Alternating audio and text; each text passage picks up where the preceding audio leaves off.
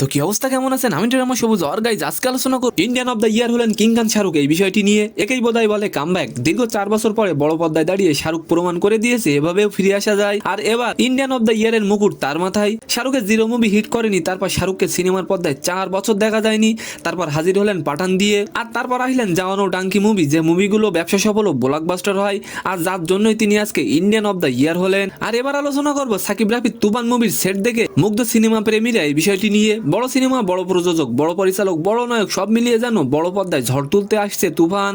প্রথমবারের মতো একসাথে কাজ করবেন রায়হান রাফি ও সাকিব খান। বাংলাদেশের চরকি ও আলফা এবং ভারতের এসবিএফ প্রযোজনায় নির্মিত হবে সিনেমাটি।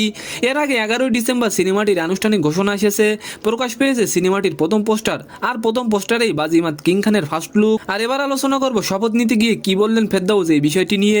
প্রথমবারের মতো নির্বাচনে অংশগ্রহণ করেই বাজিমাত করলেন চিত্রনায়ক ফেরদাউস। বুধবার 10ই জানুয়ারি সংসদ ভবনে শপথ নিয়েছেন তিনি। এদিকে শপথ নিয়ে ফেরদাউস বলেন, জনগণ আমার উপর যে আস্থা রেখে আমাকে জয়ী করেছে, আমি যেন তার প্রতিদান দিতে পারি। তো আজকের ভিডিওটি কেমন লাগলো অবশ্যই কমেন্ট বক্সে জানাবেন, আর ভিডিওটি যদি ভালো লাগে অবশ্যই একটি লাইক দিয়ে আমাদের চ্যানেলটিকে সাবস্ক্রাইব করে দিবেন। ধন্যবাদ।